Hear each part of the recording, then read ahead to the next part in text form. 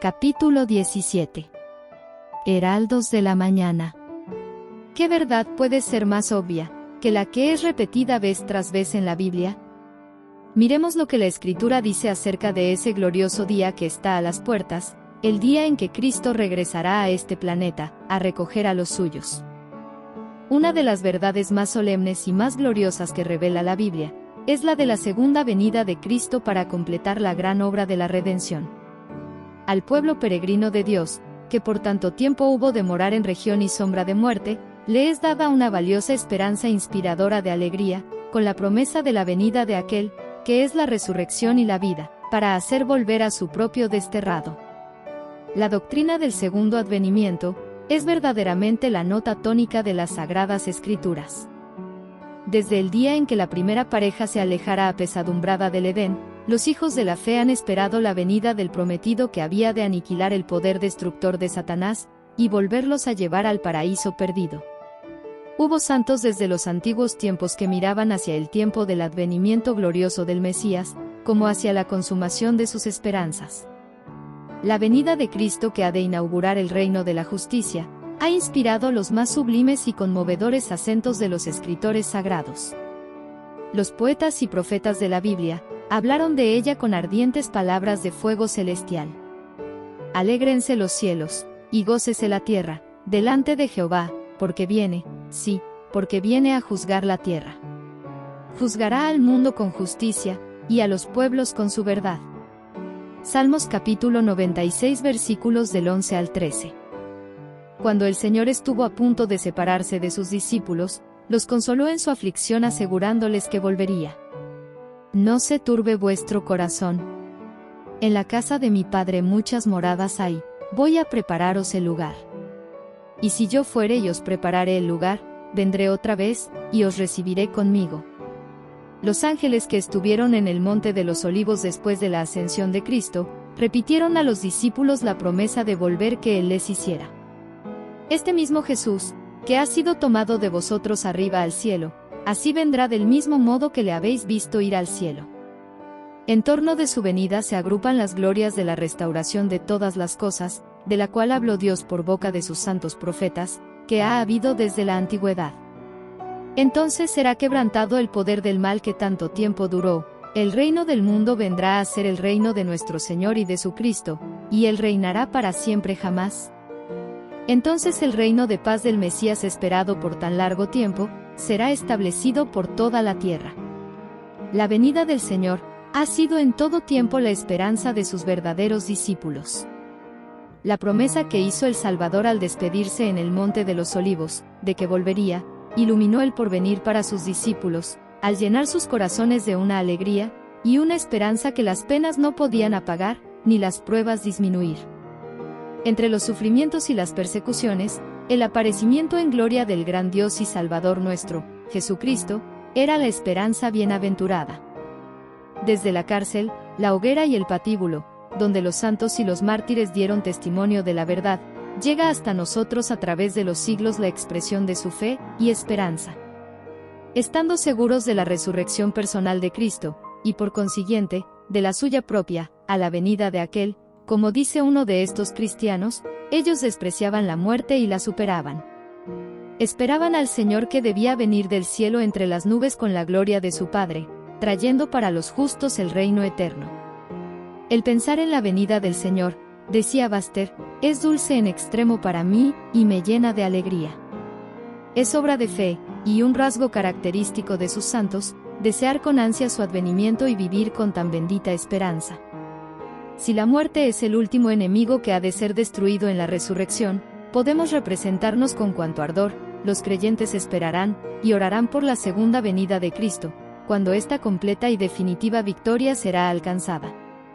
Ese es el día que todos los creyentes deberían desear con ansia, por ser el día en que habrá de quedar consumada toda la obra de su redención, cumplidos todos los deseos y esfuerzos de sus almas.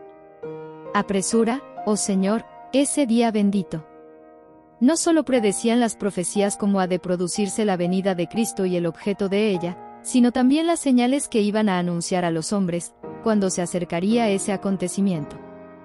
Jesús dijo: Habrá señales en el sol, y en la luna, y en las estrellas. Lucas capítulo 21 versículo 25. El sol se obscurecerá, y la luna no dará su resplandor, y las estrellas caerán del cielo, y las virtudes que están en los cielos serán conmovidas, y entonces verán al Hijo del Hombre, que vendrá en las nubes con mucha potestad y gloria. Marcos capítulo 13 versículos 24 al 26. Estas señales se vieron antes de principios del siglo XIX. En cumplimiento de esta profecía en 1755, se sintió el más espantoso terremoto que se haya registrado. Aunque generalmente se lo llama el terremoto de Lisboa, se extendió por la mayor parte de Europa, África y América. El terror del pueblo era indescriptible, nadie lloraba, el siniestro superaba la capacidad de derramar lágrimas. Todos corrían de un lado a otro, delirantes de horror y espanto, golpeándose la cara y el pecho gritando: ¡Misericordia! Llegó el fin del mundo. 25 años después apareció la segunda señal mencionada en la profecía: el obscurecimiento del sol y de la luna. En aquellos días, después de aquella aflicción, el sol se obscurecerá, y la luna no dará su resplandor. Marcos capítulo 13 versículo 24.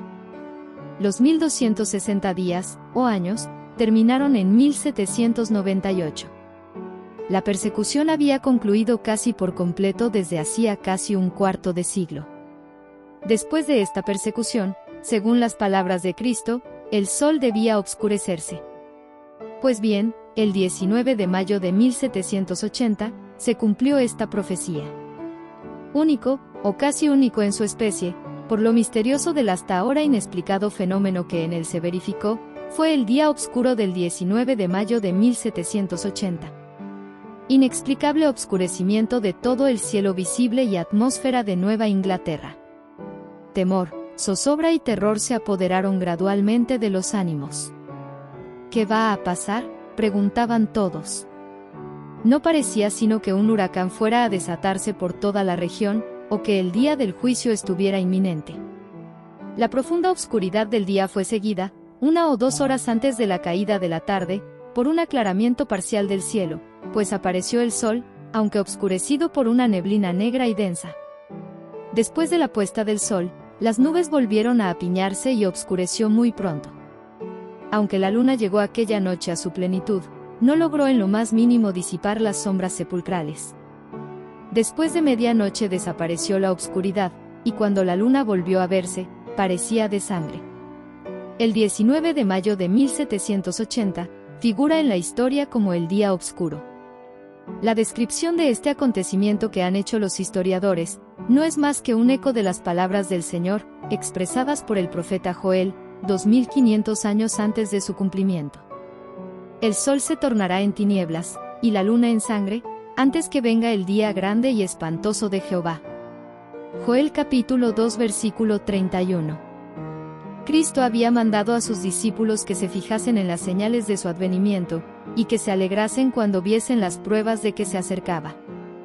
Cuando estas cosas comenzaren a hacerse, dijo: mirad, y levantad vuestras cabezas, porque vuestra redención está cerca.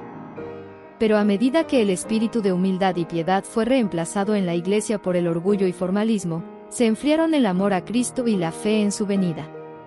Absorbido por la mundanalidad y la búsqueda de placeres, el profeso pueblo de Dios fue quedando ciego, y no vio las instrucciones del Señor referentes a las señales de su venida.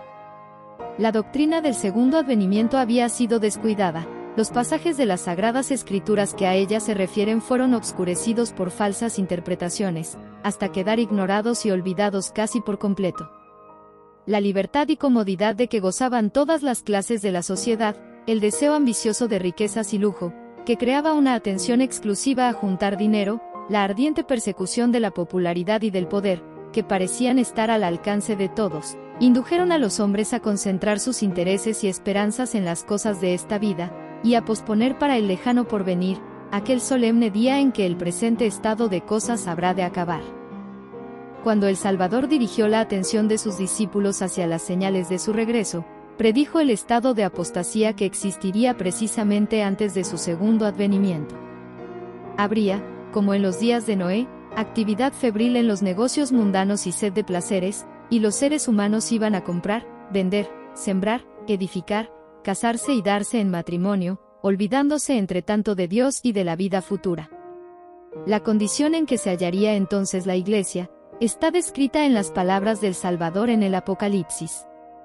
Tienes nombre que vives, y estás muerto. Y a los que no quieren dejar su indolente descuido, se les dirige el solemne aviso. Si no velares, vendré a ti como ladrón, y no sabrás en qué hora vendré a ti. Apocalipsis capítulo 3 versículos 1 y 3. Era necesario despertar a los hombres y hacerles sentir su peligro, para inducirlos a que se preparasen para los solemnes acontecimientos relacionados con el fin del tiempo de gracia. Castigaré el mundo por su maldad, y los impíos por su iniquidad, y acabaré con la arrogancia de los presumidos, y humillaré la altivez de los terribles. No podrá librarlos su plata ni su oro, y sus riquezas vendrán a ser despojo, y sus casas una desolación. Sofonías capítulo 1 versículos 18 y 13, Isaías capítulo 13 versículo 11. He aquí, que viene el día de Jehová, para convertir la tierra en desolación, y para destruir de en medio de ella sus pecadores. Isaías capítulo 13 versículo 9. Ante la perspectiva de aquel gran día, la palabra de Dios exhorta a su pueblo del modo más solemne y expresivo, a que despierte de su letargo espiritual, y a que busque su faz con arrepentimiento y humillación. Tocad trompeta en Sión, y sonad alarma en mi santo monte. Tiemblen todos los moradores de la tierra, porque viene el día de Jehová, porque está ya cercano. Volveos a mí de todo vuestro corazón, con ayuno también, y con llanto, y con lamentos, rasgad vuestros corazones y no vuestros vestidos, y volveos a Jehová vuestro Dios, porque Él es clemente y compasivo, lento en iras y grande en misericordia. Joel capítulo 2 versículos 12 y 13. Una gran obra de reforma debía realizarse, para preparar a un pueblo que pudiese subsistir en el día de Dios. El Señor vio que muchos de los que profesaban pertenecer a su pueblo no edificaban para la eternidad, y en su misericordia, iba a enviar una amonestación para despertarlos de su estupor, e inducirlos a prepararse para la venida de su Señor. Esta amonestación nos es presentada en el capítulo 14 del Apocalipsis. En él, encontramos un triple mensaje, proclamado por seres celestiales. La primera de estas amonestaciones anuncia la llegada del juicio. Temed a Dios y dadle gloria, porque ha llegado la hora de su juicio, y adorad al que hizo el cielo y la tierra, y el mar y las fuentes de agua. Apocalipsis capítulo 14 versículos 6 y 7. Este mensaje es declarado parte del Evangelio eterno. La predicación del Evangelio no ha sido encargada a los ángeles, sino a los hombres. La proclamación misma del Evangelio es llevada a cabo por los siervos de Cristo en la tierra. Hombres fieles, obedientes a los impulsos del Espíritu de Dios y a las enseñanzas de su palabra, iban a pregonar al mundo esta amonestación. Eran los que habían estado atentos a la firme palabra profética. Y el Señor les reveló los grandes asuntos del reino. Los que llegaron a comprender esta verdad y se dedicaron a proclamarla, no fueron los teólogos eruditos. Si estos hubiesen sido centinelas fieles, y hubieran escudriñado las santas escrituras con diligencia y oración, habrían sabido qué hora era de la noche, las profecías les habrían revelado los acontecimientos que estaban por realizarse. Pero tal no fue su actitud, y fueron hombres más humildes los que proclamaron el mensaje. Los que se apartan de la luz que Dios les ha dado, o no la procuran cuando está a su alcance, son dejados en las tinieblas. Cualquiera que con rectitud de corazón trate de hacer la voluntad de Dios, siguiendo atentamente la luz que ya le ha sido dada, recibirá aún más luz. A esa alma le será enviada alguna estrella de celestial resplandor, para guiarla a la plenitud de la verdad. Cuando se produjo el primer advenimiento de Cristo, los sacerdotes y los fariseos de la ciudad santa, a quienes fueran confiados los oráculos de Dios, habrían podido discernir las señales de los tiempos y proclamar la venida del Mesías prometido. No tenían pues excusa por no saber que el Mesías estaba a punto de llegar, y por no habérselo dicho al pueblo. Su ignorancia era resultado de culpable descuido. Los judíos estaban levantando monumentos a los profetas de Dios que habían sido muertos. Absortos en sus luchas ambiciosas por los honores mundanos y el poder, perdieron de vista los honores divinos que el Rey de los cielos les había ofrecido. Los ancianos de Israel deberían haber estudiado con profundo y reverente interés el lugar, el tiempo, las circunstancias del mayor acontecimiento de la historia del mundo. La venida del Hijo de Dios, para realizar la redención del hombre. Todo el pueblo debería haber estado velando y esperando para hallarse entre los primeros en saludar al Redentor del mundo. Fueron escogidos ángeles para llevar las buenas nuevas a los que estaban preparados para recibirlas, y que gozosos las darían a conocer a los habitantes de la tierra. Cristo había condescendido en revestir la naturaleza humana, iba a llevar una carga infinita de desgracia al ofrendar su alma por el pecado. Un ángel desciende a la tierra, para ver quiénes están preparados para dar la bienvenida a Jesús. Pero no puede discernir señal alguna de expectación. No oye ninguna voz de alabanza ni de triunfo, que anuncie que la venida del Mesías es inminente. El ángel se cierne durante un momento sobre la ciudad escogida, pero allí también se nota la misma indiferencia.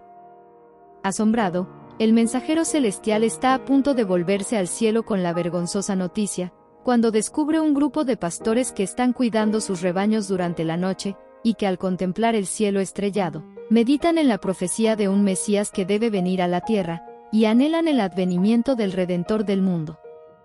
Aquí tenemos un grupo de seres humanos preparado para recibir el mensaje celestial. Y de pronto, aparece el ángel del Señor proclamando las buenas nuevas de gran gozo. ¡Oh, qué lección encierra esta maravillosa historia de Belén! ¡Qué reconvención para nuestra incredulidad, nuestro orgullo y amor propio! Como nos amonesta a que tengamos cuidado, no sea que por nuestra criminal indiferencia, nosotros también dejemos de discernir las señales de los tiempos, y no conozcamos el día de nuestra visitación. No fue solo sobre los collados de Judea, ni entre los humildes pastores, donde los ángeles encontraron a quienes velaban esperando la venida del Mesías.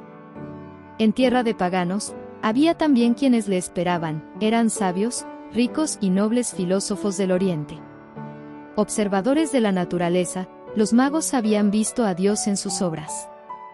Por las escrituras hebraicas tenían conocimiento de la estrella que debía proceder de Jacob, y con ardiente deseo esperaban la venida de aquel, que sería no solo la consolación de Israel, sino una luz para iluminación de las naciones. Mientras los sacerdotes y rabinos de Jerusalén, guardianes y expositores titulados de la verdad, quedaban envueltos en tinieblas, la estrella enviada del cielo guió a los gentiles del extranjero al lugar en que el rey acababa de nacer. Es para la salvación de los que le esperan para lo que Cristo aparecerá la segunda vez, sin pecado. Hebreos capítulo 9 versículo 28. Como las nuevas del nacimiento del Salvador, el mensaje del segundo advenimiento no fue confiado a los caudillos religiosos del pueblo. No habían conservado estos la unión con Dios, y habían rehusado la luz divina. Los centinelas apostados sobre los muros de Sión, deberían haber sido los primeros en recoger como al vuelo las buenas nuevas del advenimiento del Salvador, los primeros en alzar la voz para proclamarle cerca y advertir al pueblo que se preparase para su venida.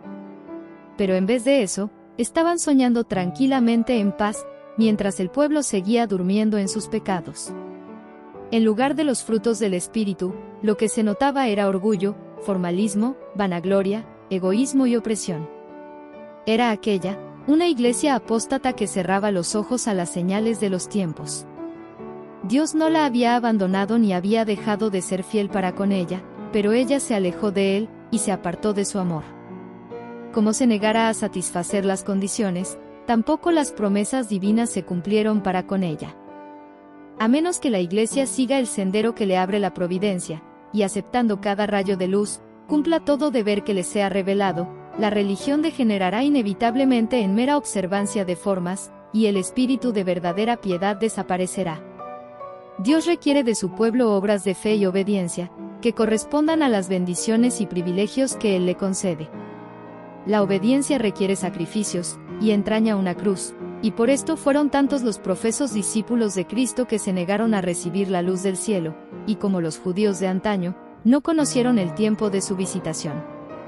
A causa de su orgullo e incredulidad, el Señor los dejó a un lado y reveló su verdad a los que, cual los pastores de Belén, y los magos de Oriente, prestaron atención a toda la luz que habían recibido. Ahora pues, si diereis oído a mi voz, y guardareis mi pacto, vosotros seréis mi especial tesoro sobre todos los pueblos, porque mía es toda la tierra. Éxodo capítulo 19 versículo 5. UAIT Elena G. 1913. Heraldos de la Mañana, resumen, La Gran Controversia 1999 de la página 367 a la 385.